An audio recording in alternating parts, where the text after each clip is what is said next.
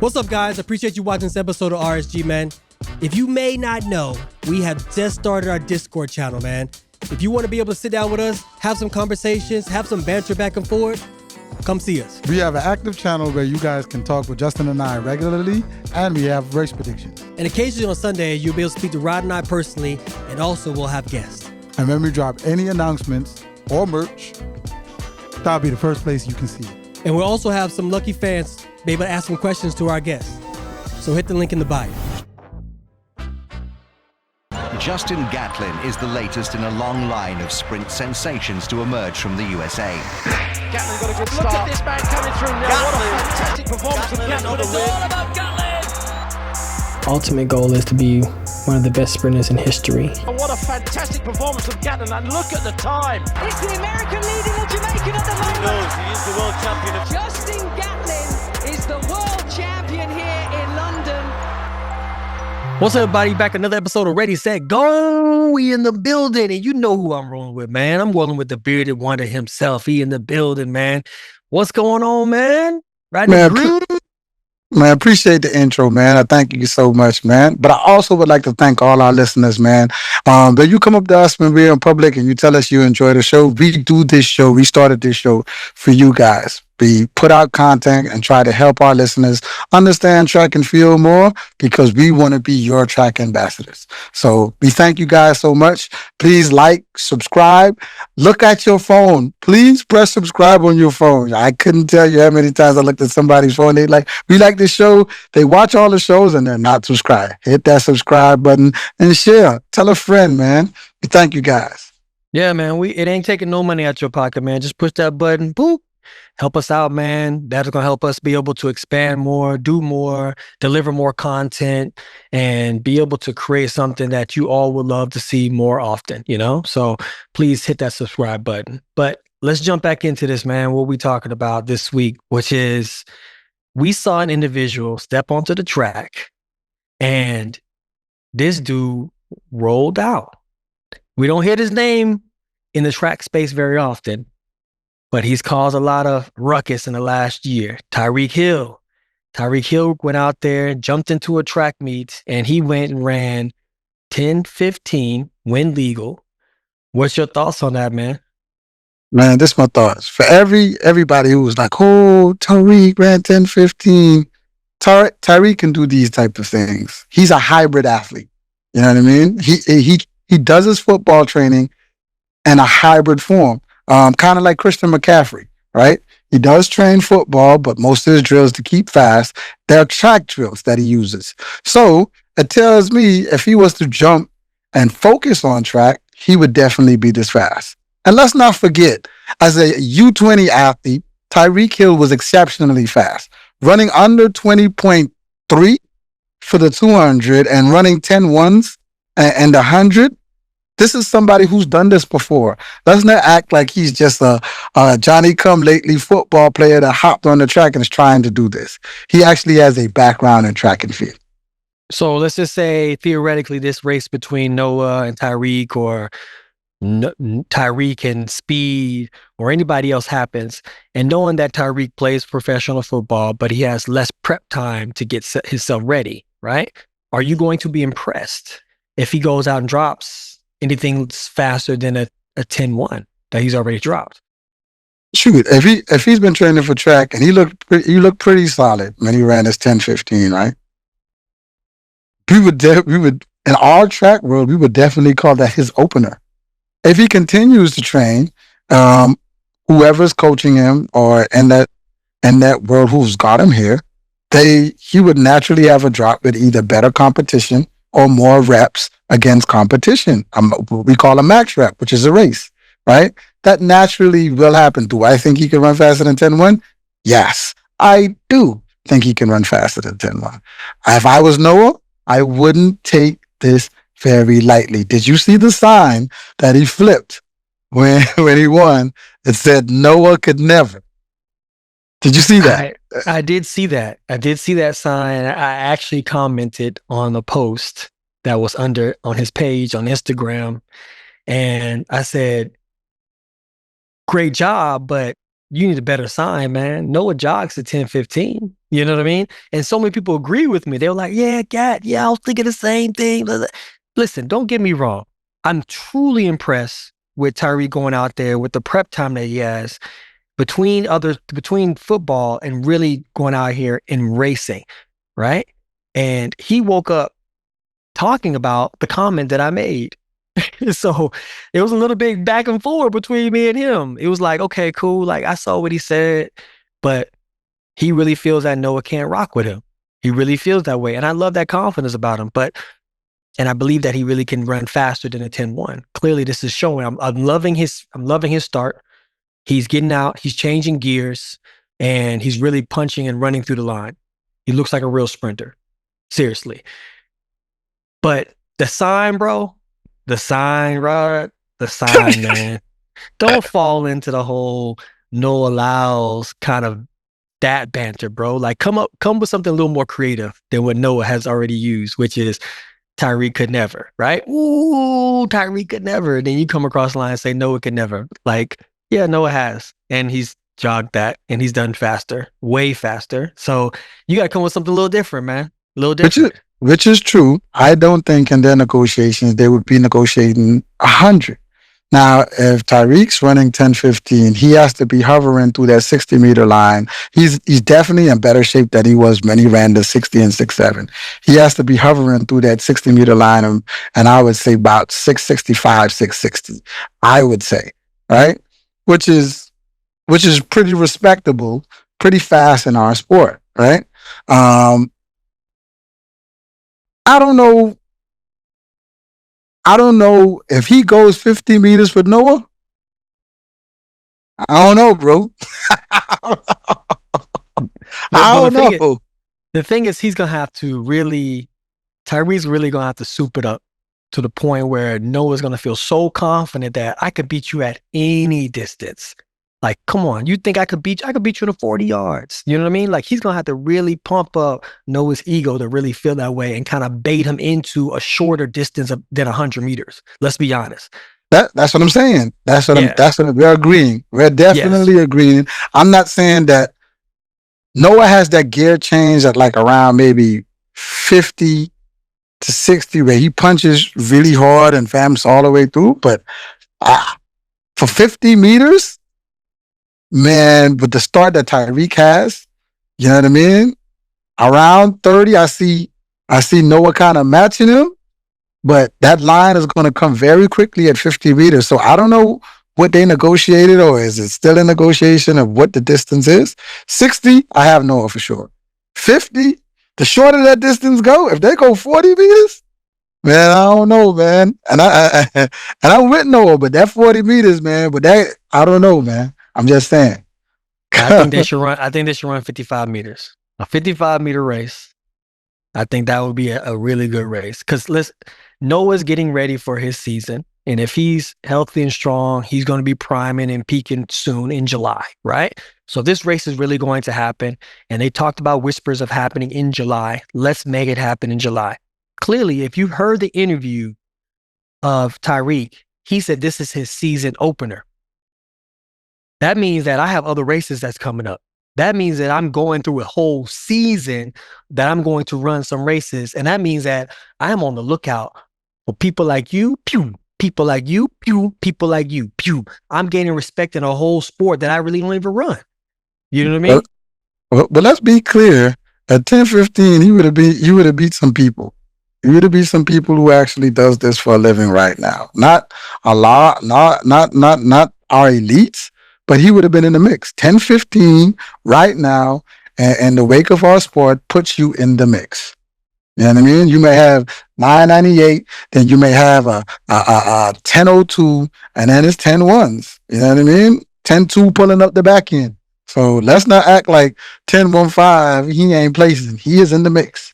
100%. And I love the fact that he went out here, he ran this 100 meters with competition. There was a guy next to him who's running with him stride for stride. He had to hit under the gear to be able to win this race.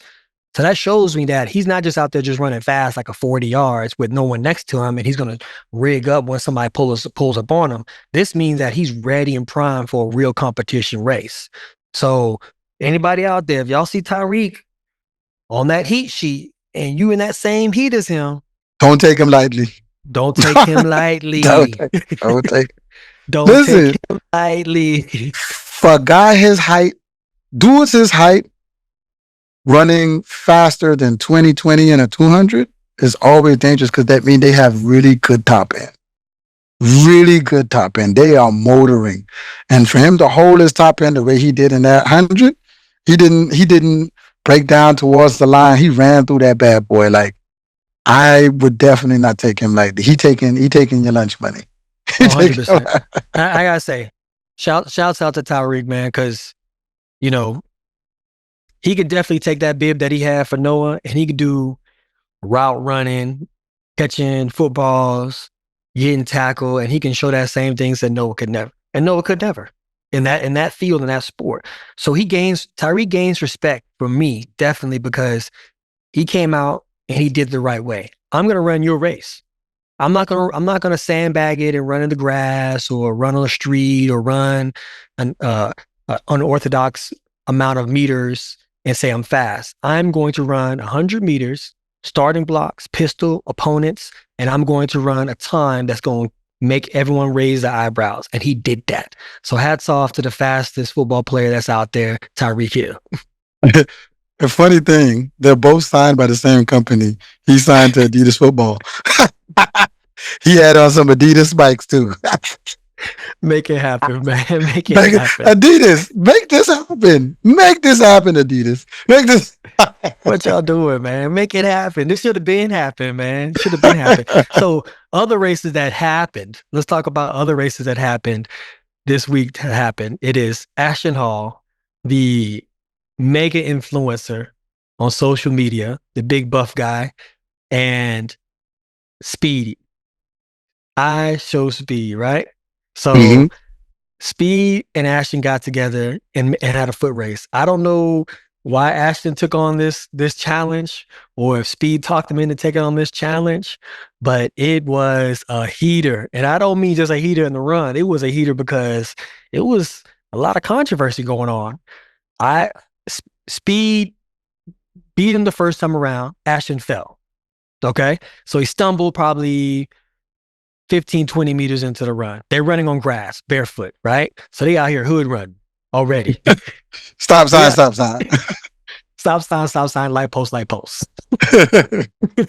And then Ashton says, "Now run it back." So then they run it back again. Ashton don't fall. Speed still beats him. So then he talking more trash, like, man, nah, man, I'm going to go home, man. I beat you 2 times, bro. He's like, I failed the first time. You got to run it back. So then they run it back again. Instead of on grass, they ran on the road. Still barefooted, running on the road. Speed still beats him. Then Speed says, I'm going to give you one more chance. 4 times in a row, he beats Ashton. What's your take on that, bro? Like, because it got a little heated exchange, man. And me, you talked about it a little bit too.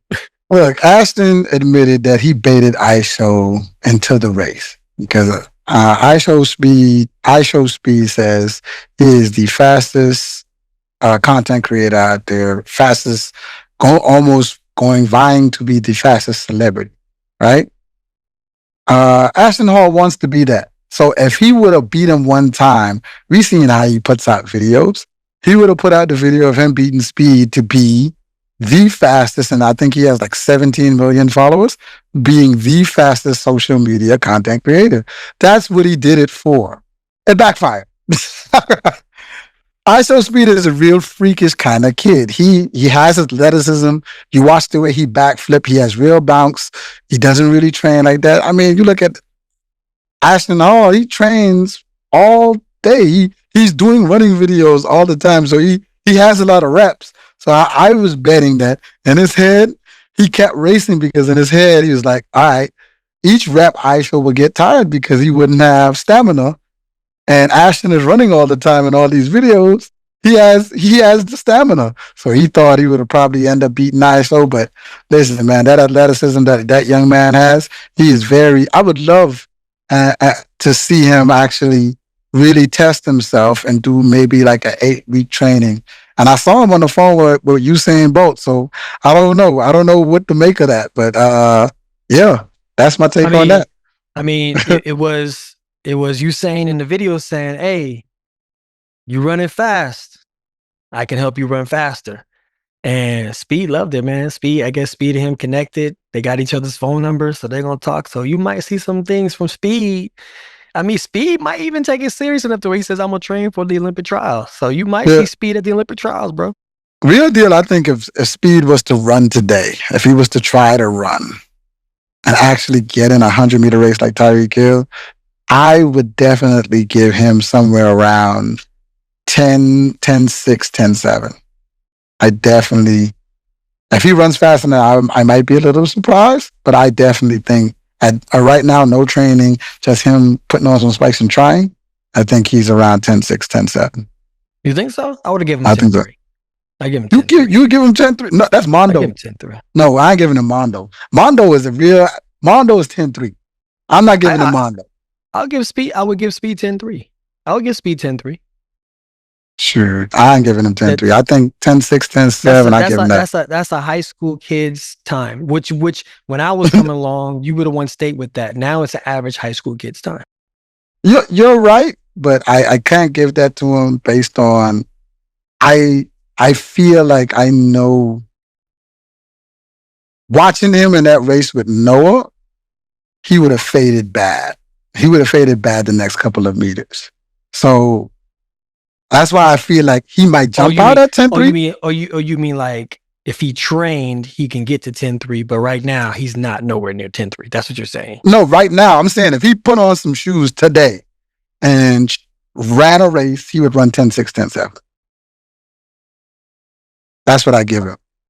10-3 is a stretch, bro. I'll give him 10. I'll give him 10-4. Maybe. Hey, that 10-3 is a stretch for him. I'd love to see it though, but he hasn't run an actual 100 yet, which I would like to see. I would like to see that too. So I mean, let's just say to be continued, because obviously him beating Ashton and then having that video call with Usain, so something is in the works. So we're gonna see what's gonna happen. In other news, man, go ahead. What you gonna say? I said, and I laughed. A listener hit me up and asked us to rate this, because I know we about to get into the real stuff right after this. They asked me, who is the best actor in their running scenes, right? And they asked us to rate who is the better runner. Robert Patrick. I know a lot of people won't know who he is that are younger than our age. And Tom Cruise. If you watch Terminator 2, the T-1000, that's Robert Patrick. Who's the better runner, Tom Cruise or the T-1000? Who do you listen? The T-1000 might win a one-off race. He gonna win a one-off race, but I'm gonna have to put my money on consistency with Tom Cruise. Have you never seen Mission Impossible? I feel like he carves out every Mission Impossible. He tells the director, "Look, I gotta have a running scene." I mean, this dude has perfect form when he's running. Perfect form when he's running. I get that, but I got all my money on any race on the T-1000. I've never met Tom Cruise, but they told me Tom Cruise is 5'4". So listen to me. Ain't no way. He beating the T-1000, boy. Listen. I think it's is it a T-3000? He's a liquid, whatever the liquid version is. When he comes, it's T-1000. It's the T-1000. It's T-1000 was the first. There was the original one. That wasn't. No. That's not Arnold Schwarzenegger. No, that's just that's Arnold Schwarzenegger, the Terminator, and then the T-1000 is the liquid version. Oh, the one that come up out the ground like yeah, and go straight into a sprint. Yeah, bro. Look, put him on the relay, dog. For real. Can you imagine him being on fourth lane, and then in that lane it'd be lane 5, just a puddle of liquid metal, and then all of a sudden, as a third runner comes around a turn, and he just forms into a runner. People would be scared. They'll just throw their stick at the puddle. For real, dog. For real, man. He would never drop that stick, dog. You just gotta stick it right in him. Pop, you're gone. Yeah, man. Well, go ahead, man. I know you're about to get into the real stuff. Listen, since we talking about the best people with the running form, we got to talk about some of the people who have the worst running form too, man. So, have you ever seen the movie Super Bad? You see the movie Superbad, man. Superbad, they have your boy, jeez, what's his name? Jonah Hill. Jonah Hill, man. He has to have the worst running form ever. For sure. No. Have you ever watched Joe Dirt? I forgot Joe Dirt was running in that movie. When he runs away, it looks terrible. I'm gonna tell you who has the smartest running form. It's gonna be, you ever seen the movie The Dictator? Oh yeah. When he in the blocks and he got the extra starting gun. So they shoot the gun and he start running, and then everybody around him, he like, yeah, I remember that. Yeah, he do. Oh man, that's good, man. So let's jump over here, man, and let's talk about a young man that we both know. I'm not sure if the new generation of athletes are kind of hip to him, but I would love to get him on the show at some point in time, man. Tyrese Cooper, Smoke, who is yes. a legend, who's also a youth legend in our sport as well, man. He's had some bad times in the last couple of years of being locked up, but also I think that I sent you the video. He said talking about chemo, right? Yeah, he's on chemotherapy now. I just want to say, man, the microphone is here for you, bro. If you ever want to sit down with us, even without no microphone, if you just want to sit down with us and talk, because sometimes it's good to get a lot of stuff off your chest, and sometimes you can't get stuff off your chest from your family or your close friends, So, man, always been rooting for you, bro. And I know Rod has as well. But if you ever have the opportunity, if you ever want to sit down, man, and talk and tell your cautionary tale of how you got to where you are today and the superstar that you was before, and how you can be able to mount yourself back up to come back, we here, bro. We here for you. We definitely are, man. He was that next generation's Xavier Carter. Like, 100%. He was the next generation Xavier Carter. It's crazy. Zay, we still looking for you. Still looking for you. We still looking for you, man. Listen, man. We might be on the West Coast soon, so holla at us to get a chance for sure. Yes, sir. Now we gonna jump into NCAA's, man. First out the box, we gonna talk about Jordan Anthony, man. Jordan Anthony made a lot of waves. From SECs when he ran that 9.75 with a 2.1 wind, right? And then he ran a 19.83, kind of slowing up to the finish line. So he has the speed that's there. Now at NCs, he didn't become the double champion. He didn't win the 200, and he kind of just squeezed in to win the 100. And it was a time of like 10:03, I believe. 10:07. 10:07, yeah. So what's your thought process on the win, his races at SECs, now his races at NCs, and then now officially he has announced that he's turning pro.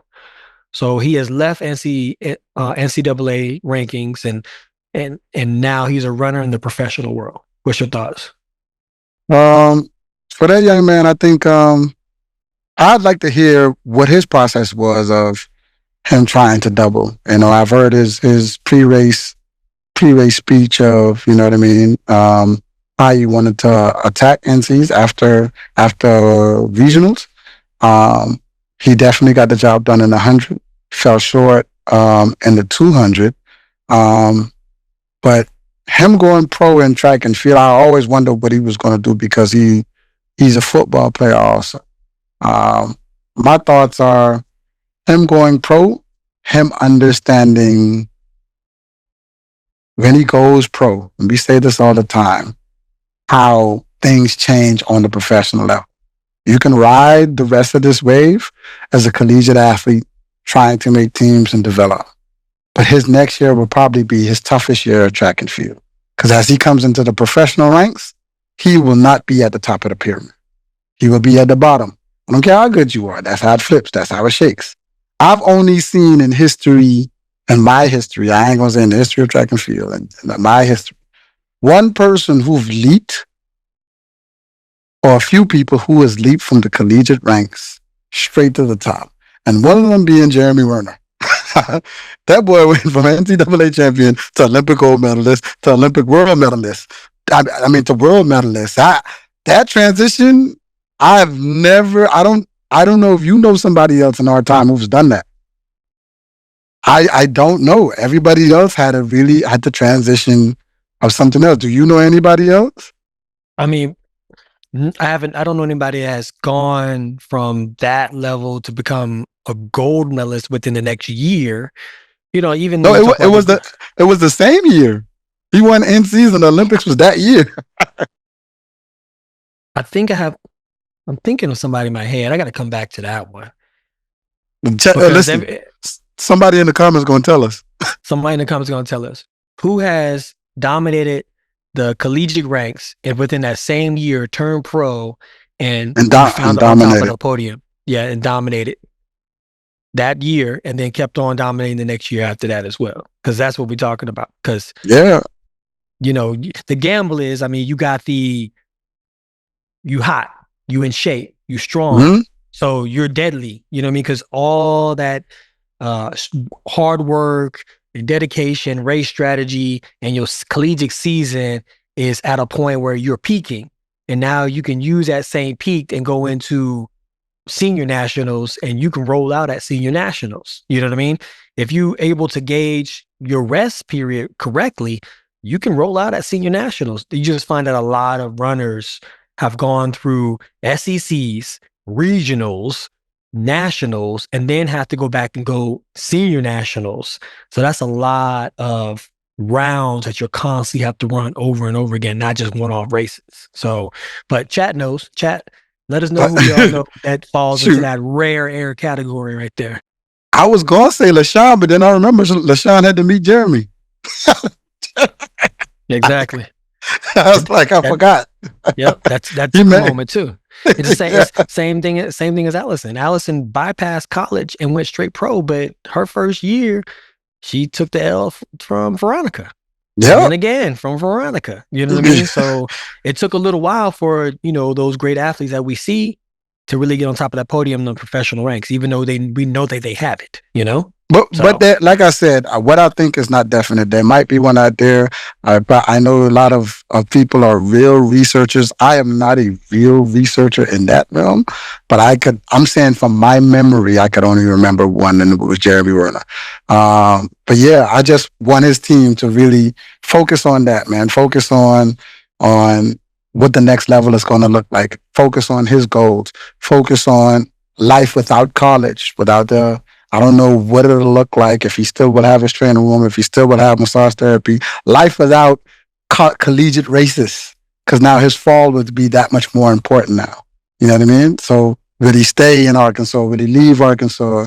He doesn't know. All that is very important, you know what I mean, for him. So that's what I'm thinking about when I think about him going pro. Yeah, it's going to take a second for you to get acclimated. And any other collegiate athlete going pro, think about that. Definitely think about that. I think that's what a lot of people are not thinking. They're so happy that a shoe company wants to sign them and they want to be a part of something, but they're not thinking about their planning on the next level. You know, these shoe companies are paying you that money to be number one. It's not free money. It's not to make your social media page beautiful. They're paying you to go out there and compete. And for a lot of y'all out there, this is exactly how it's going to be. You turn pro and sign that contract, you're going to be happy. Yay, I'm so happy I got my contract. And they're going to be like, you're going to be like, well, how can I take care of my body? Them shoe companies are going to be like, figure it out. Well, how am I going to eat or travel to the meets?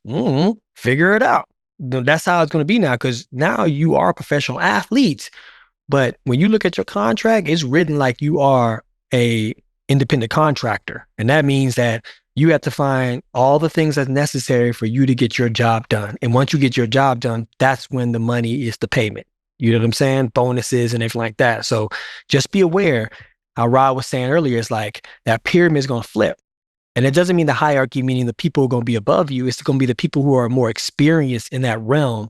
And you're not as experienced with jet lag, travel, learning things about being abroad, eating different foods overseas, not warming up with a whole group anymore. You are an individual that's representing a sponsor. You know what I mean? Like you have to figure out a lot of things on your own. All those things that were kind of like in arm's reach, you have to pick up those phone and make those phone calls, or your agent's gonna have to make a lot of phone calls before you get that stuff done. So just be on your P's and Q's for sure.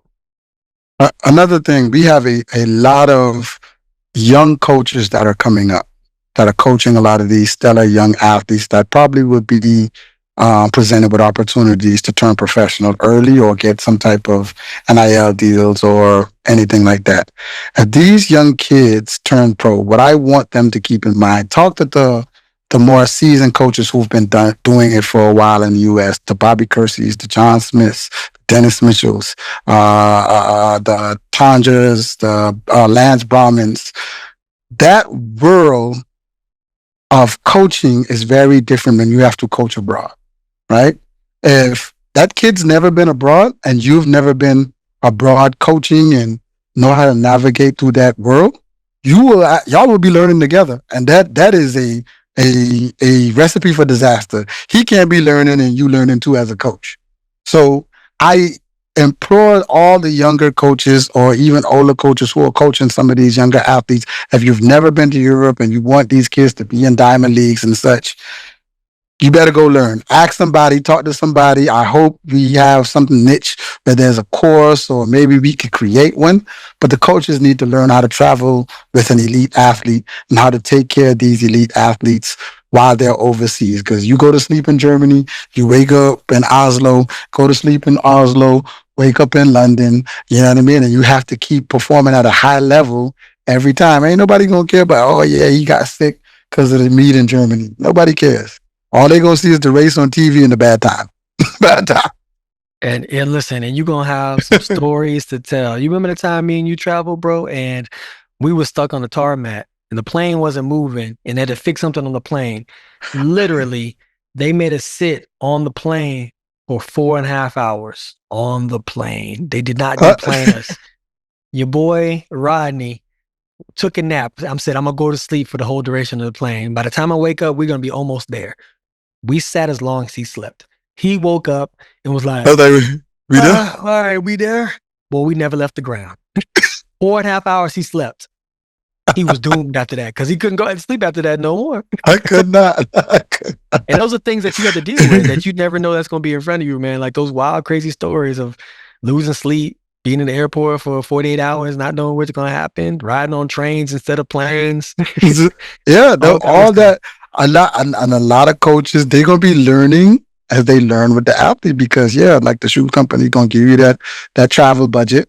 And, you know, if the meet ain't handling your travel budget, that kid and his travel budget from their shoe company has to handle that coaching plane or train ride. So now y'all have to figure it out together. You become that child's father or that child's mother while y'all traveling. Good luck. Good luck. I remember. Exactly. Good luck. Because I remember my first rookie year, we booked a ticket. Well, my agent booked a ticket to Luzerne instead of Lausanne. And we flew all the way to Luzerne, got off the plane, got into a cab, drove all the way to, let's just say it was a Marriott, a hotel, right?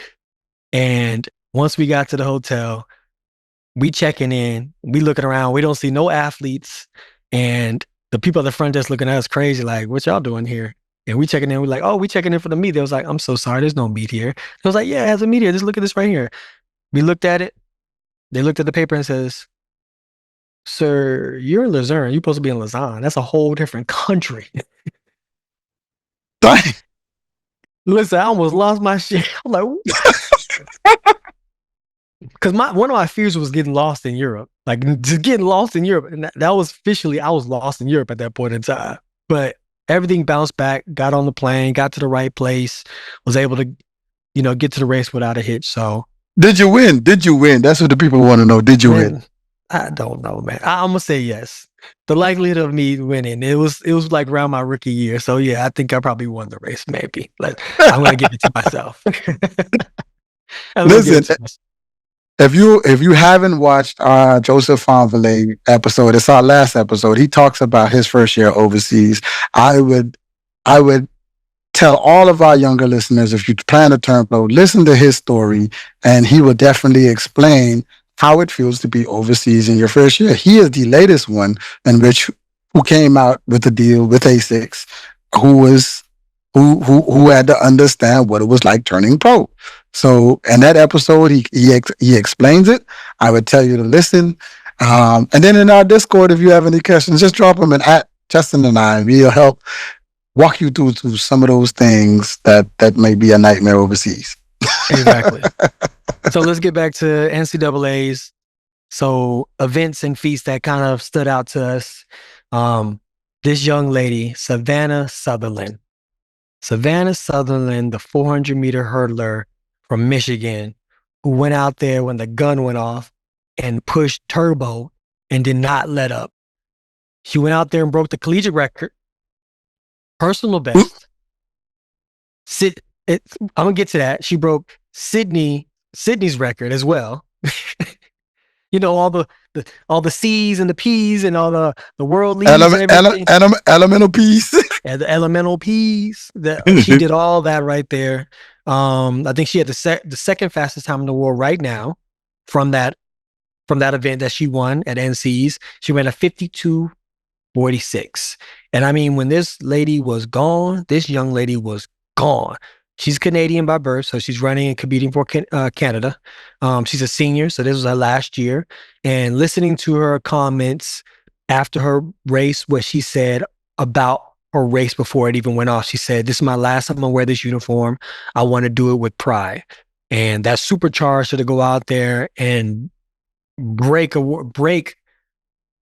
like a collegiate record. And I mean, not a collegiate record, but held by Sydney. What's your thoughts, bro? Like, because that was real watching that run. Like you said, man, Sydney broke the event. 52 is a phenomenal time. You know what I mean? If you look at second place, which was really fast, was Akia Garrett. She ran 54, but 52, she was out there by herself. She's the third fastest time in the world this year, by the way, because Sydney's number 1, Femke's number 2. This makes her number 3. All right? Got you. But this right here was a phenomenal run out of her. Being that she's a senior, meaning we definitely will see her at Worlds. And she has more to offer.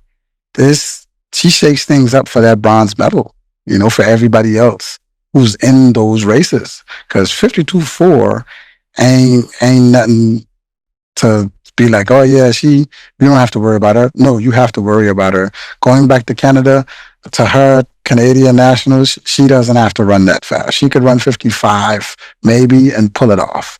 All right. So going to Worlds, she could have a good rest and she could real deal insert herself in some of the biggest names in track and field and the 400-meter hurdles. Listen, boy, she out there, if you saw the race, she out there moving and running like the T1000. She had no wasted movement, boy. She was around them hurdles, around that bend. And I would say she had probably like close to a perfect race, right? Because obviously it's a personal best for her as well. One hurdle that she definitely could have fixed, and that was probably hurdle 9, right? But everything else about that race was just very linear, and she had no real wasted movement, and she was attacking each hurdle, and she was coming off those hurdles, not kind of floating or gliding. She was stepping down and getting back down to the track and racing to the next hurdle. And that's what's going to pull her to running even faster times than the time she's already ran there. So shouts out to Savannah, man. She did a thing. That was definitely big, man. JaMeesia Ford. JaMeesia Ford, she wanted to try the Triple Crown run. She tried, but they didn't win the 4x1 to start off. So her day didn't start off as she would like. But she won the 200. She's a national champion in the 200. She had an upset in the 4x1. She didn't get it in the 4x1, and then she was upset by 100-meter champion Samira Moody. It was a very close race. They both ran damn near line, wire to wire, 11:14, 11:14. It was at a negative 1.4, which is a pretty strong win for those women. But she was able to come back in a 200 and win her 200 with a 22.4. So very hard to do. It's crazy. For the last two NCs, we saw Mackenzie Long and Julian Alfred pull off those triple crowns, man. But she was trying to do the same thing, but she fell a little short, but she ran one of the fastest times in collegiate history. I think she was 6th all time with that 10.8 on the first day. What were your thoughts on that? Truly, JaMeesia Ford is a true talent, man. I mean, once it's time for her to turn pro, whoever gets her, agent-wise, shoe company-wise, they are going to be lucky because she is a true talent. The time that she's put out throughout her collegiate career already, man, I mean, it makes you kind of want to be like, woo, like what else she got next? But for her, I think this is a lesson that we all learned, is that the day you arrive for your finals in NCAAs is a day where you have to make sure everything is working right, that you can control. And hearing her in her post-race conference, she was talking about how she already had a hamstring strain coming into this situation. So all the work that she was doing to make history, winning the 4x1, jumping in there for the 1 and the 2, I think also 4x4. I mean, that's a tall order. That is a truly tall order, especially if you kind of banged up. Only 2 other people have done that. She would have made realistic Jesse Owens and Xavier Carter. And once again, we're looking for Xavier Carter. Where you at, Zay? It's crazy. She would have entered the chat as the first woman to do that. Oh yeah, 100%, man.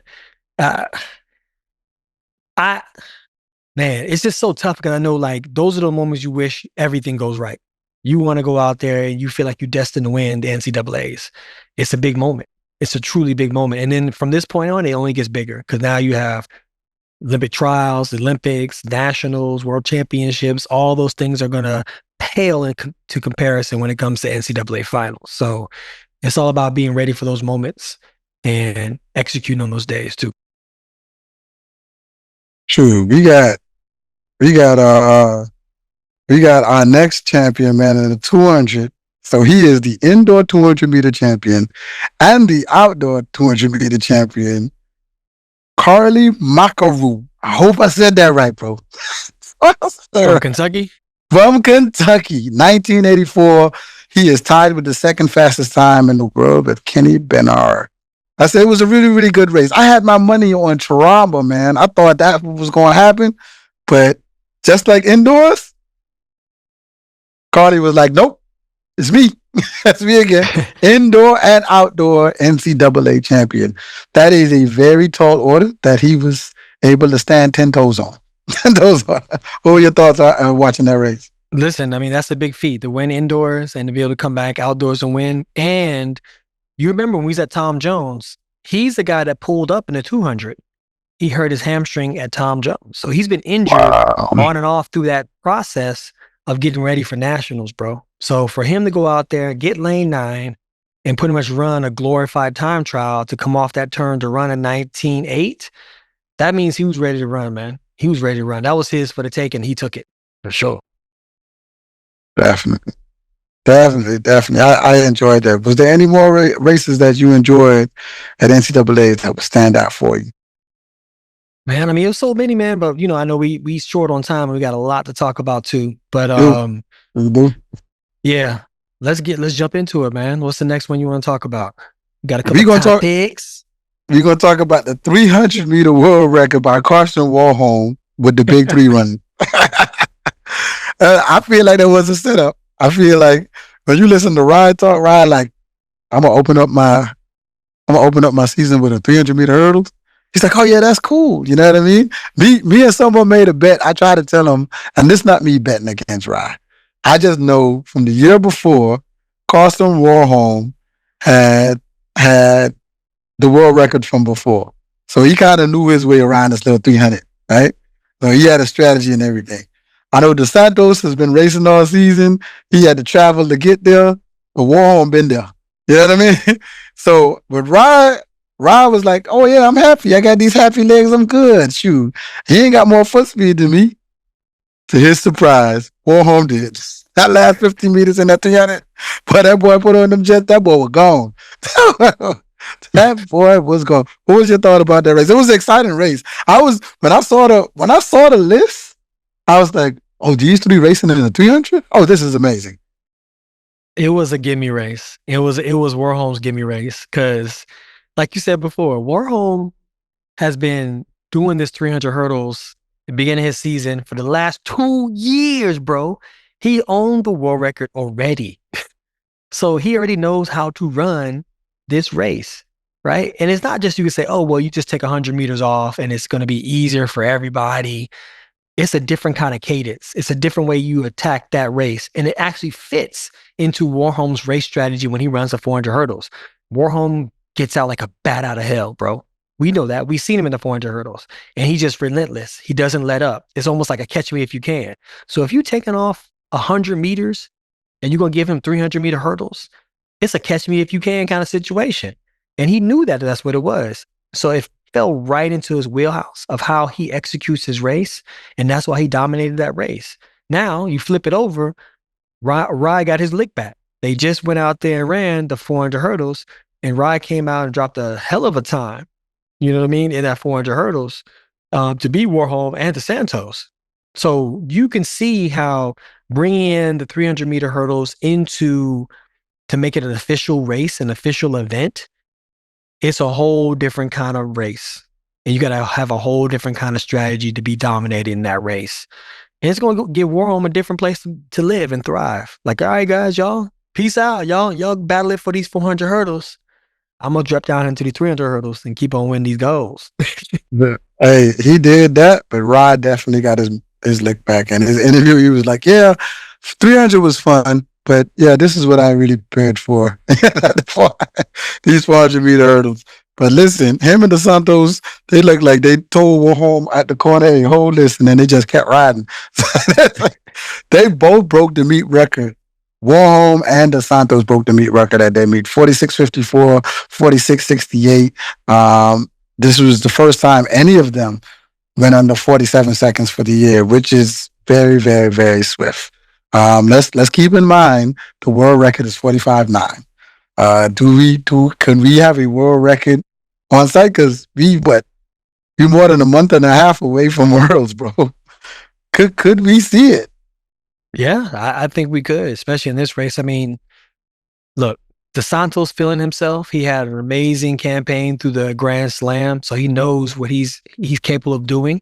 He's had that double workout with the 400-meter flat runs as well. And Rye has been cooking up in the kitchen. So he got his new spikes out that's going right now. He's feeling good. He's the Olympic champion. So he's ready to go, bro. And then now you have Warholm. Warholm says, okay, cool. I don't like losing. I don't like losing the Olympic gold. And then on top of that, they brought the 300-meter hurdles into effect going into next year. I'm about to go crazy. So I see definitely a world record or a threat to the world record that's definitely in the sights of 2025, should I say. So, yeah. Definitely good race. Definitely good race. That race was today, actually, in Stockholm. We had another newcomer, man, to the chat, man, from America, Isabella Whittaker. She's finding her legs in the outdoor season. Almost breaking Allison Felix meet record of 49.70 with 49.78. Now, let's not forget, she just won indoors at Nationals with 49. So she is finding her outdoor legs. And if I'm correct, I think she's the American record holder indoors at this time. Yes, she is the American record holder, yes, Isabella Whittaker. So yeah, her now subbing 50, finding her legs now. I think she's a Razorback. I think that's where she was, Arkansas. Ran a really, really good race. Her last 50 meters is just superb, man. I don't know where she goes for that last 50 meters, but she blacks out. I love the way she runs. You can't count her out, man. She climbs her way back to that line. Awesome race. What's your thought? Yeah, man. I mean, she's going to be one of those new athletes that you're going to watch and going to love watching her run and compete. I watched her run indoors and her do the amazing events and times that she ran up to this point. And she's very humble in what she does it, you know? So she's an athlete that's loaded with talent and she's not scared to show it. So she's going to have a good, successful season. As long as she doesn't stay injured, I don't see her getting beat in USA's right now. Like she's putting strong times out there right now. Yep, you're definitely right. But but USA's out there in Oregon, anything could happen, man. We've seen it before where you can think, oh yeah, this person's gonna be good, and boom, this person just finds, like, case in point, when TT mustered up whatever she mustered up at USA's last year for the Olympics and swept at that third spot. I must say I didn't think that she would get third. She was battling injuries, I think, all year, but at the last minute, man, she came through. So whoever counted it out, including me, boy, you better shut your mouth, put tape on it, because anything could happen out there in Oregon.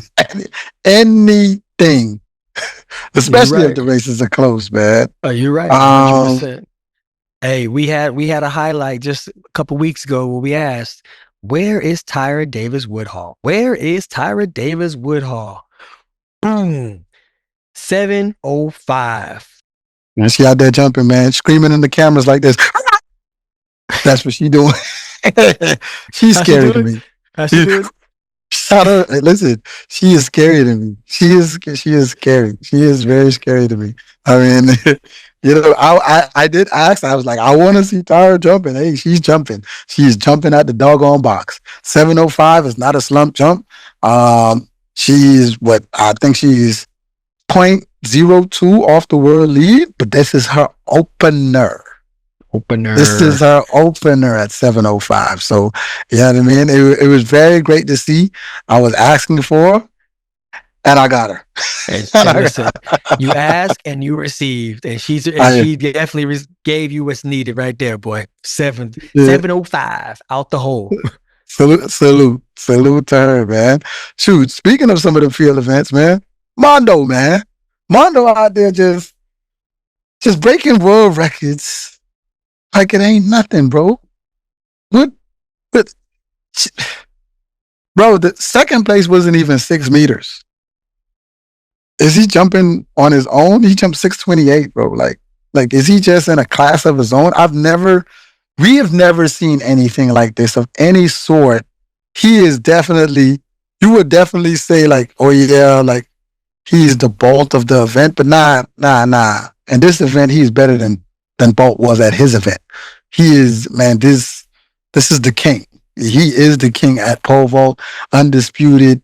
No one's closer. Who is going to challenge this man? I watched him jumping. I was like, is he gonna? Doggone it, he did. Doggone it,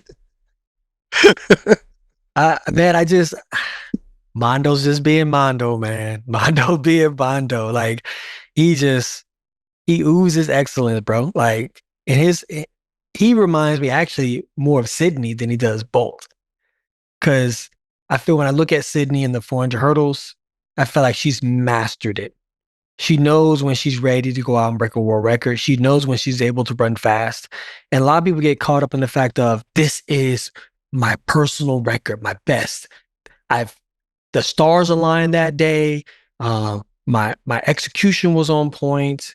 Everything that we worked on in practice, I executed it. Now where do I go? People like Sydney and Mondo just keep going up, up, up, up.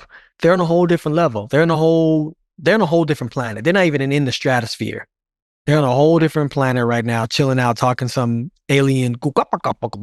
They aliens, bro. They aliens. Cause they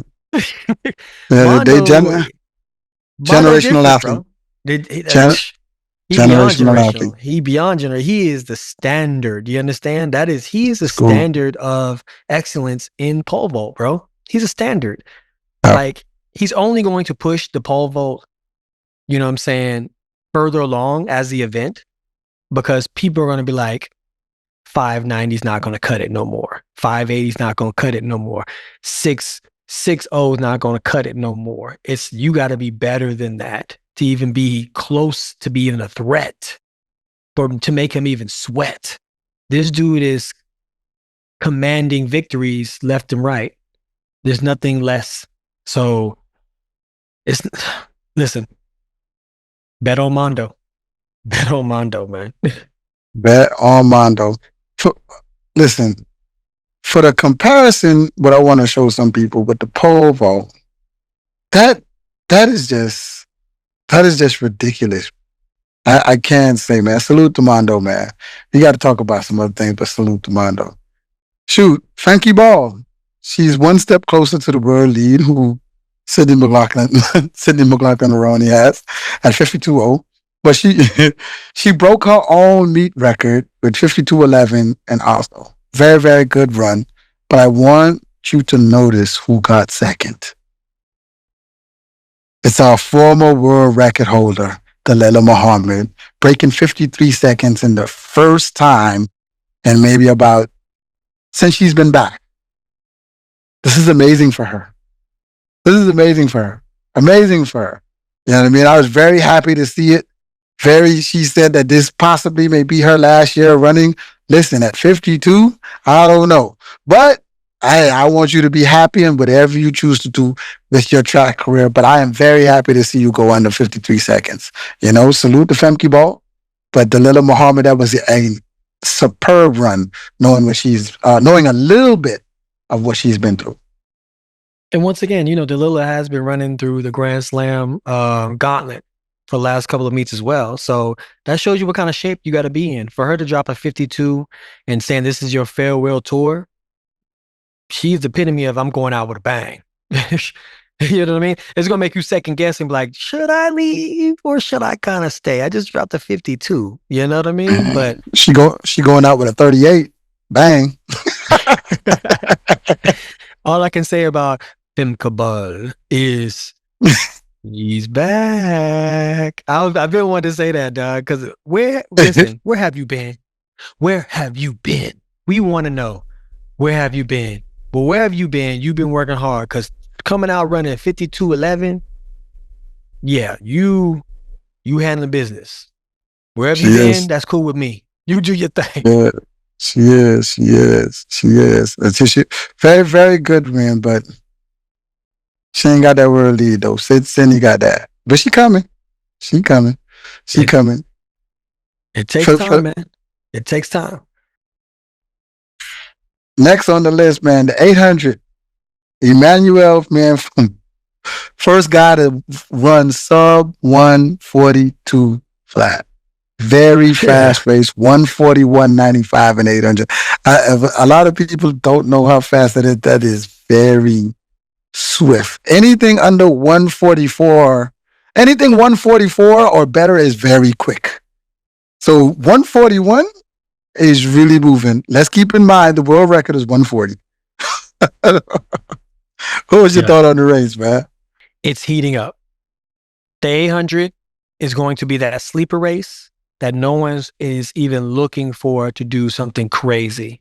You got a couple of guys that's in this 800 who are poised and ready to run very, very fast, like scary fast. And there's ones out there talking about, hey, I'm trying to go for that record, that Rhodesian record. And that is a tall order. Like you said, 140 we talking about.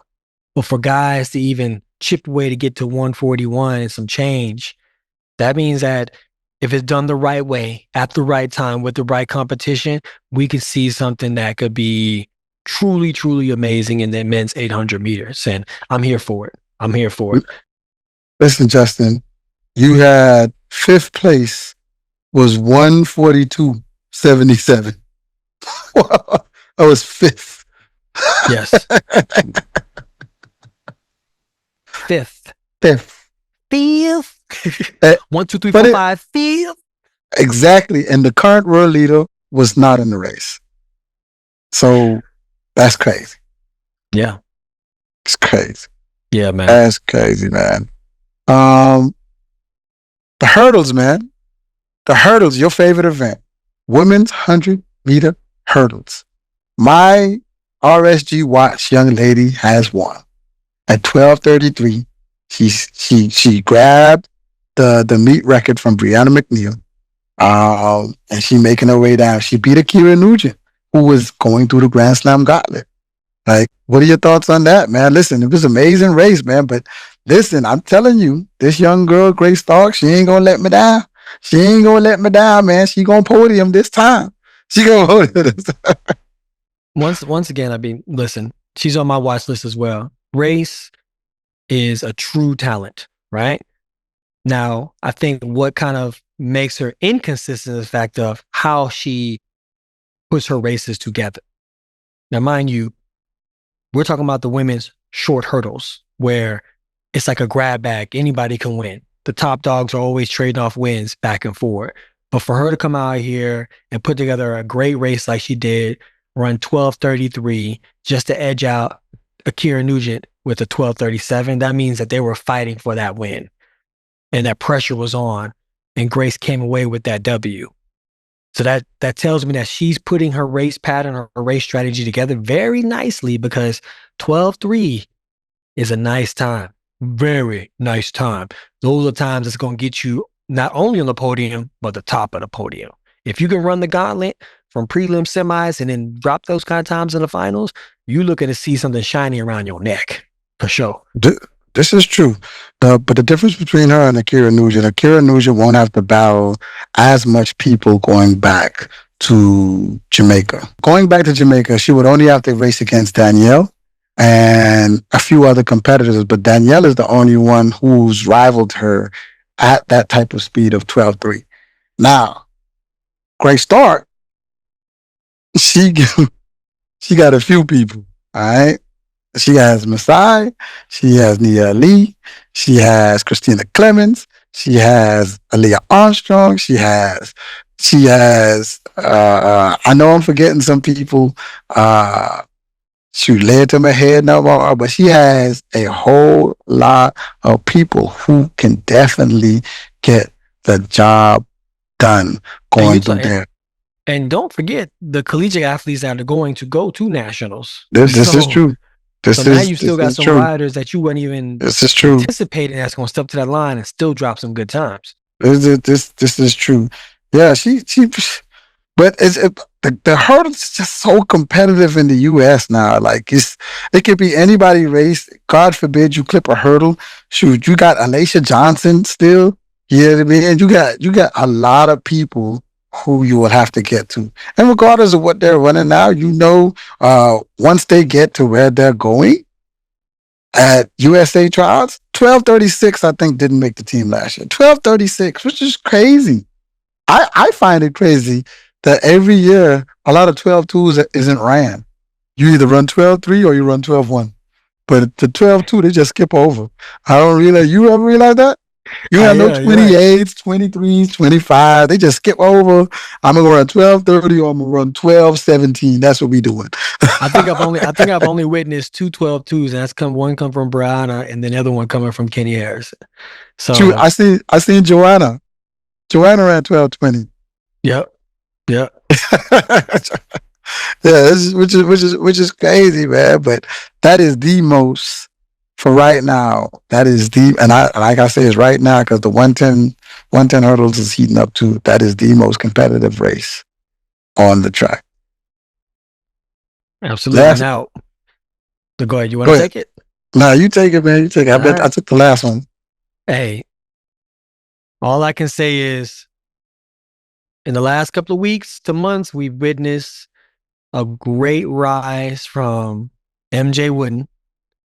And we all been sitting back waiting for this individual to step on the track to run 100 meters. And she's ran some 4s. She ran some 4x4s. She's ran some 200s. She ran some 300s. And she dropped down to the 100 now. She opened up her season with a 1086. What? Yeah, pause right there. For MJ Wooden, I would like to shout her out. She approached me this weekend, and I just want to keep encouraging her to keep doing what she's doing with her coach. You know what I mean? I want to shout her out. She came and she really said she was encouraged by some of the things we said, but don't be encouraged. You did the work. We're only giving our opinion on what you've already done, what God have blessed you to do. So we just want to tell you, with Godspeed, go and keep doing what you're doing. But she approached me this weekend, shook my hand and everything else. And I just wanted to tell her that. But continue. Yeah, shouts out to MJ for sure. Shouts out. God bless. This lady, this individual who is the reigning Olympic champion in 100 meters, Julian Alford, has just dropped her second 100, which she ran 10.75. So between her 10.86 a week ago, now to her 10.75, she's making big drops. And I'm telling you right now, between her times in progression and then you seeing someone like MJ's time in progression, hopefully these two ladies can sustain their fitness and peak at the right time when it comes to the World Championships. And I think we're going to see something amazing from both of these ladies. What's your thoughts of watching Julian kind of go into this season of her 100-meter runs? And I think she's just starting to get warmed up. I mean, I think she has one more Diamond League schedule. I think she runs London. London is a good track. You know it. You ran there. London is a very nice venue. World leader right now is Melissa Jefferson. Mm-hmm. Those are the two people that we're talking about right now. So this is for us this year is just going to be really, really good. You don't want to miss it with these young ladies lining up. I think it was definitely a very, very strong run. Her going out there and beating her training partner and Dina Asher-Smith. Now, I really want to watch Dina Asher-Smith. Remember, she started out running for us for the year. Now she's starting to come down. Their coaches are starting to let them run hundreds. Now they're starting to get into some speed work. They're starting to sub that 11-second barrier a little bit often. So now, within the next month, we'll start to see, if we seen 10.75, let's not forget her personal best is 10.72. We are probably going to see a PB from her pretty soon. That's what I'm thinking. I agree. From her and her training partner, because that was 10.93. Yeah. So, which would be leading for Great Britain. Who's 10.72? Who's PR's 10.72? Dina? Julian. No, Julian. I thought Julian ran 10.6. No, 72. That's what she ran at the Olympics. That's what we ran at. That's her PR, 10.72. Yeah, but remember, I said I felt it's because the track was wet. It was raining and the track was wet. Yeah. So I was like, I was telling you, I gave her 10.6 because it wasn't perfect conditions. I feel like if it was dry, I feel like we see something like a 67 out of her at the Olympics. Listen, man, that's just God talking to us, bro. God is talking through us, telling us she got to run 10.6. So we like, oh, man, where we get 10.6 from, God? Yeah. If she do it, I won't be one bit surprised. Because 10.86, 10.75, listen, let's remember, she's been basing out in that 400 all year. She didn't want to do it, but I guarantee you, she's looking at her coach like, hey, thank you. Thank you. I wonder if Flo kind of staggered their training just a bit, right? Because obviously Julian doesn't have to go through the rigorous process of nationals and making the team and peaking at her nationals, right? So he can actually just train her up and then kind of like rest her before Worlds and then peak her back again, right? But someone like Dina, like she has to go to her nationals and run the rounds to get ready and make the team to go on. So maybe if he's taking a slower time to get Dina ready and get acclimated, so then she peaks for the nationals and then kind of be right on par now with where, Julian will be at going into Worlds. Let me make this completely clear. Dina, she going back to Great Britain and she going to take that national title. If she is healthy, ain't nobody beating her. There's nobody from Great Britain that's going to beat Dina. Nobody. I don't see it. And I'm pretty sure if I talk to her, she would tell you, I don't see it. She doesn't see it. She doesn't see it. There's nobody that's going to beat that girl. At 1093, her confidence is starting to spin up. She's starting to get ready. I think her PB is like 1084 or something like that. So she's a tenth away. She's starting to, once you drop that type of time, you go in and be like, yeah, coach, what you said, what to do, run backwards and do my fingers like this. That's what you're doing. You're doing whatever he say. Once you start to see what he say coming to fruition, you ain't talking back no more. And I don't think she talks back, but I'm saying, you ain't saying nothing but, hey man, what we got today? If we got repeat 800s, let's ride. Because now you know what's at stake. You know whatever your coach told you, like at this time of season, this is what we gonna do, and it's happening. So ain't nobody beating that girl in Great Britain. If somebody beat a boy, listen, I owe him $100. Or 100 pounds. 100 pounds. 100 pounds. I owe you 100 pounds. But like I said, if she's healthy, there's nobody that's beating her. Nobody. Hey, I'll second that motion there. I'm rolling with you on that one for sure. For sure. All right, man. We done went through the whole Diamond League setup. Yeah, we gonna get back into some other things, man. Some things happened this weekend. Some things that was all over the internet, man. First, before we get to that, we're gonna talk about TT, man. TT's back and consistent running. She ran the windy at the Star Athletics sprint series. She dropped a windy 10.887, and then she came back and ran a legal 10.85. So this whole thing of her being inconsistent, there's your consistency. There's your consistency. TT's here to let people know, man, she's still here. She's still here. Don't forget about her. She is still here. Really good one. She won her prelims and she won her finals with very commanding wins. But somebody who was in that race that surprised the world out of me was English Gardner. Ran a windy. Yes, bro. Yes, bro. English Gardner, flow track English Gardner. Shouts out English Gardner. Listen, when I seen her, she said, I told her she gonna do our show. Listen, when I seen her, I said, hey, I thought you was retired. She said, where you had that at? Who said that? Who said that? She said, no. She out there with jobs and she back on the track, bro. She ran the windy 10.98 and came back in the finals and ran 11.04, which is very impressive. Yeah, very impressive. She's letting us know that she's not done. That dog is still in her, and she's still one of in the mix of one of the best runners in the USA. So, shout outs to English Gardner, employee of Flow Track.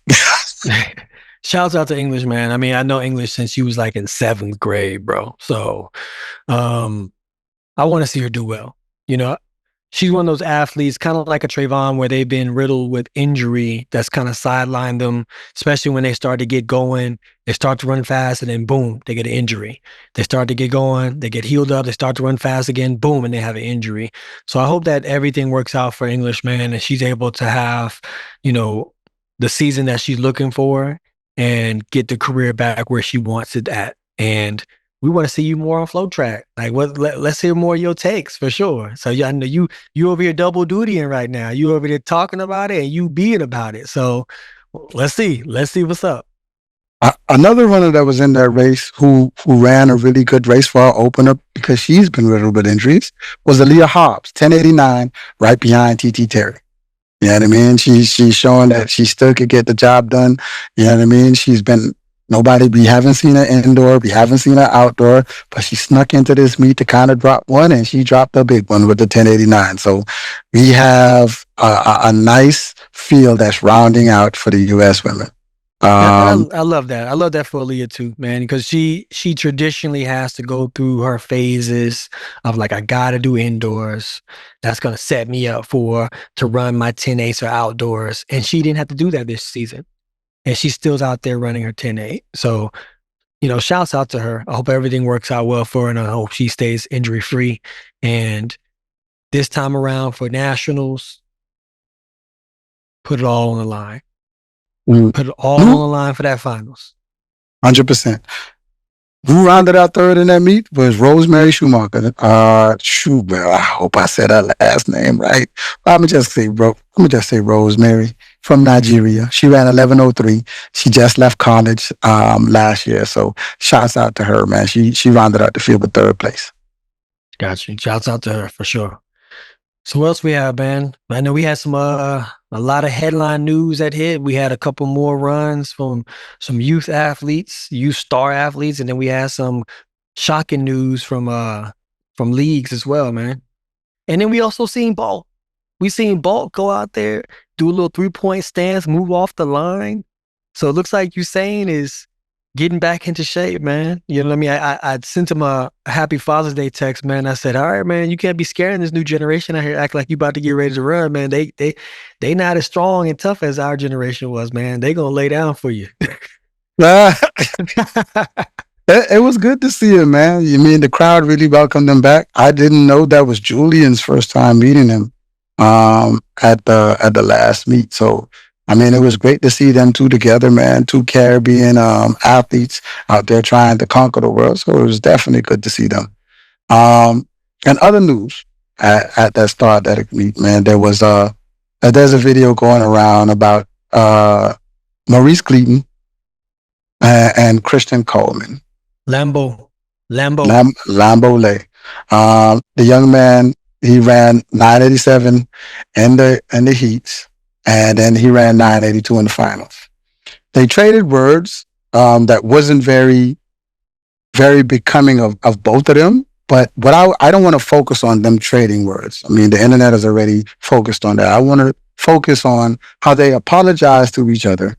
And I don't know if anybody's seen it, but they both apologized to each other and made amends. I want to focus on that because that is definitely good sportsmanship.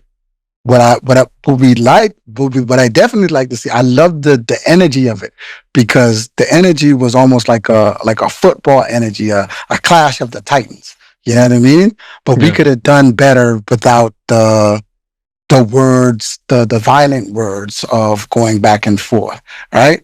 But we came to a means of where they came to an agreement to where they both apologized in a heated moment, and I was glad to see that. I was definitely glad to see that, because the young man stated that he does look up to Christian Coleman, and they're both from Georgia. You know what I mean? So obviously, Lambeau Lake gonna go down as one of the best kids in history, and Christian Coleman is already a legend where he's from. So you can't take anything from them, man. That's like big bro, little bro. So I love to see that they came together and they made amends. But we definitely know we will see them race again. It was definitely a good race. The young man, he jumped out and he controlled the tail end of the race really, really well, really, really strong coming through. But you've heard me talk about Maurice before, man. He has great 200-meter speed, and he bows down the track. He doesn't turn over as much. He's not like a type of guy. He's like a pop, pop, pop. So it was great to see, man. Another one of our up-and-coming young ones who we'll see in the future. And which he's going to line up with the other young boys, Taylor and Braylon at the USA Nike Nationals, which is going to be pretty hot. But I got my money on that young man right there, boy. I don't know, but the reason why I would have my money on Maurice Gleaton in the Nike Nationals, because he's getting reps with senior athletes. You know what I mean? Those type of reps with senior athletes reminds me of like when Jeff used to have reps with us at practice, right? And made him feel like I don't have anything to be scared of when I race my peers. Like, it doesn't matter. Like, y'all, come on, man. I'm running against Justin Gatlins and the dudes at these times. I don't have to be scared of y'all. Y'all little boys. I'm over here, trying to get jiggy with these grown folk. But what I also want people to know is, even though that young man won, Christian Coleman and those pros at that meet are in different levels of training right now. They still have to train and not peak right now, waiting for September. Lambeau Lay is peaking right now. He's there. You know what I mean? He's at the height where he possibly could be. And we don't know if he can get better because he has a phenomenal coach in the winner's circle, Dwight Phillips. You know what I mean? Long jumper, world medalist, Olympic gold medalist, and the list goes on for him. You know what I mean? So he definitely is in good hands. But I always want our fans to know that they're definitely in different phases of training and racing right now. And with Coleman, them running 9.9 and everything right now, with a month away from USA Nationals, they definitely will come down even more. So that's what I definitely want our fans to understand. That's a really good take, man. It actually reminds me of the time where 2016, I was getting ready for the 200 meters for Olympic trials, and the young stars are coming out, and the young stars are Noah Lyles and Michael Norman. And if you remember in the semis, Michael Norman beat me. Michael Norman beat me in the semis. And the first thing shouts out to Mike, man. The first thing he says as he crossed the finish line is, "Hey, do you remember me?"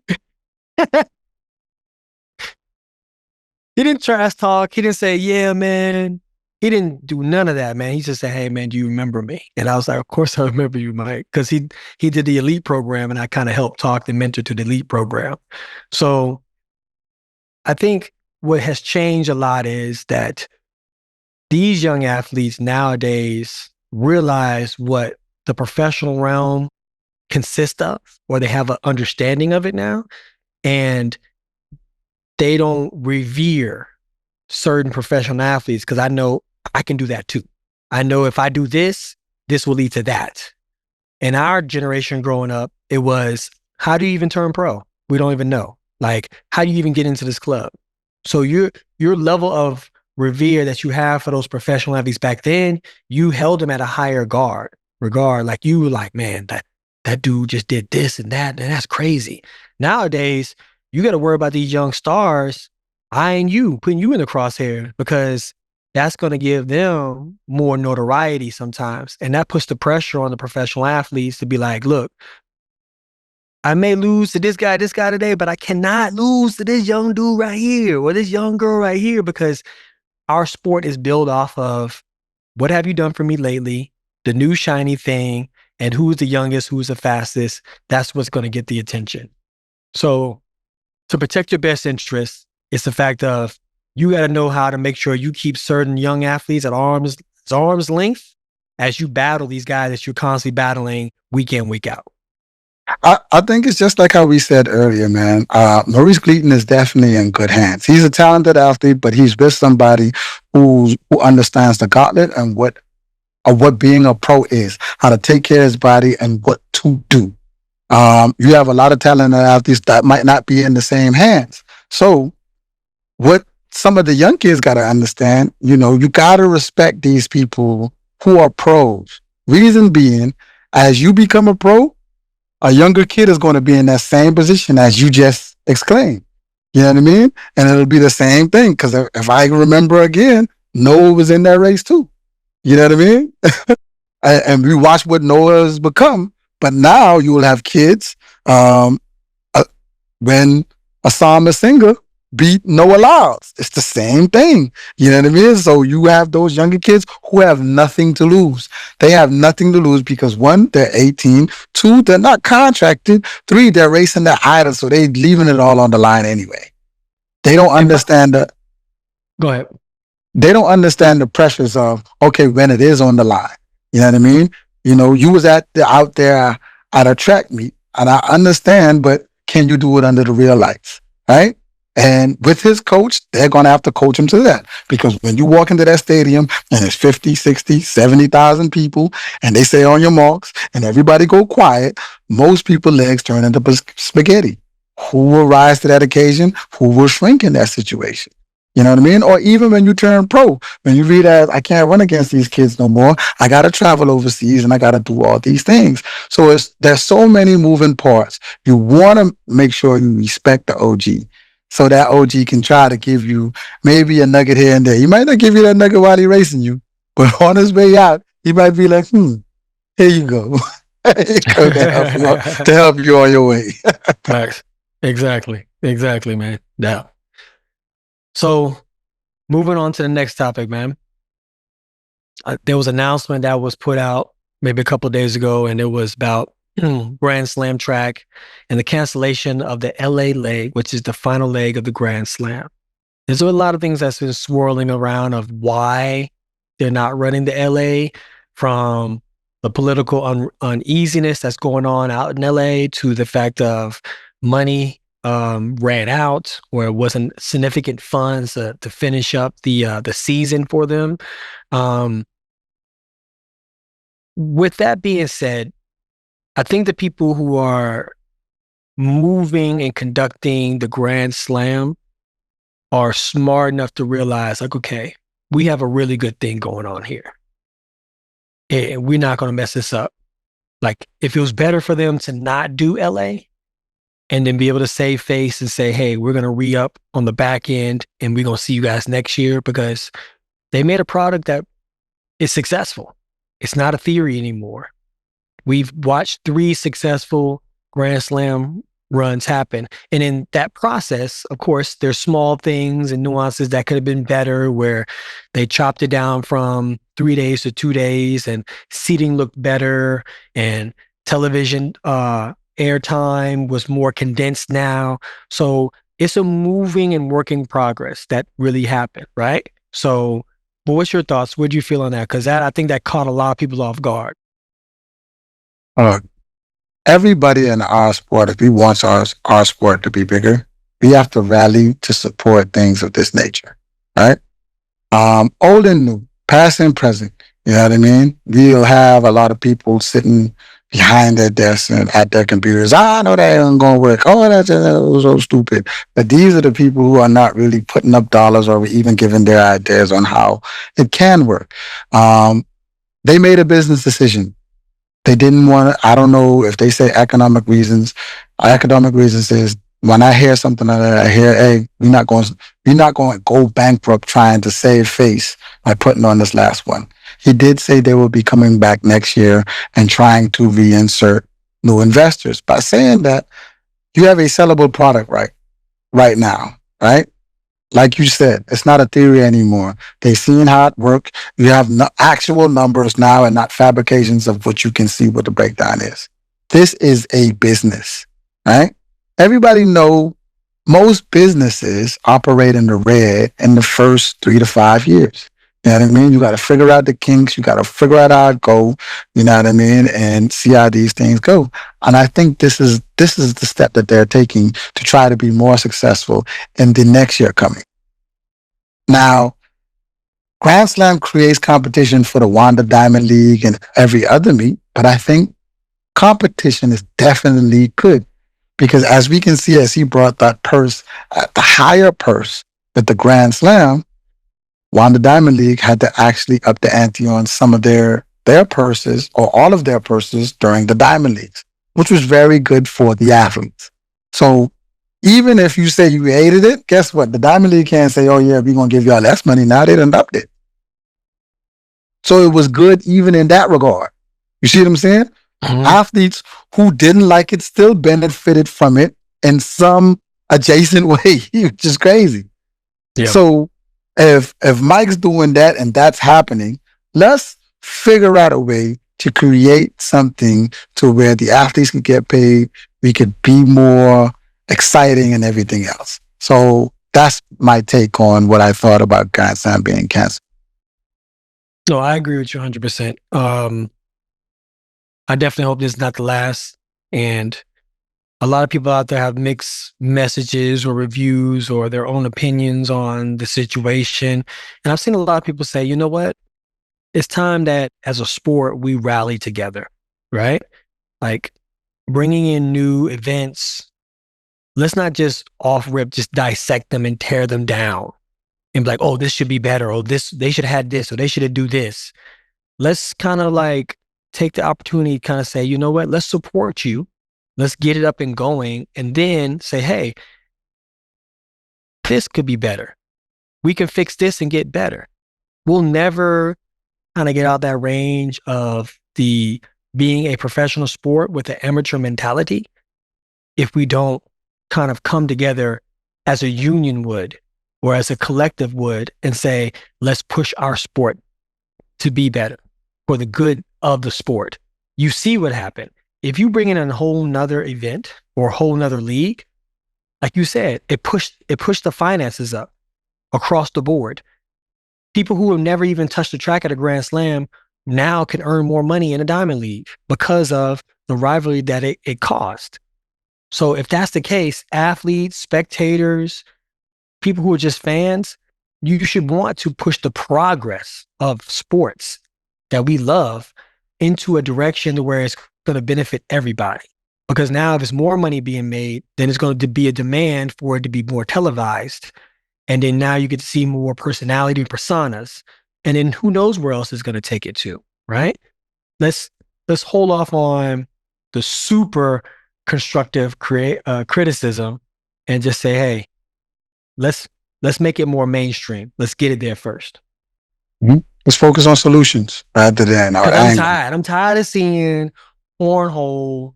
No, and I love cornhole. I got my own cornhole set. But I'm tired of seeing cornhole on televised. I'm tired of seeing pickleball televised. I'm tired of seeing pickleball televised when you know at the end of the day, there's a difference between a sport and a game. And we're watching a lot of games on ESPN being played when we should be watching a sport like track and field being televised with real athletes who have a lot riding on the line, not someone who's just playing a hobby and then going back and doing whatever their job is during the week. Just my thoughts. No disrespect. No, none taken, my brother. No, I think that's all we got for the week.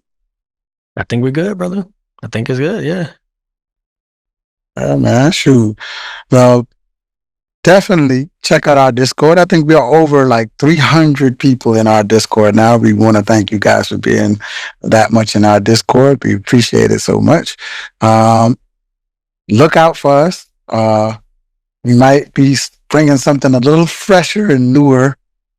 I'm not sure if we will, but we might be. Just stay tuned. We thank all you guys for listening with us and watching with us. Until next time with us on Ready, Set, Go!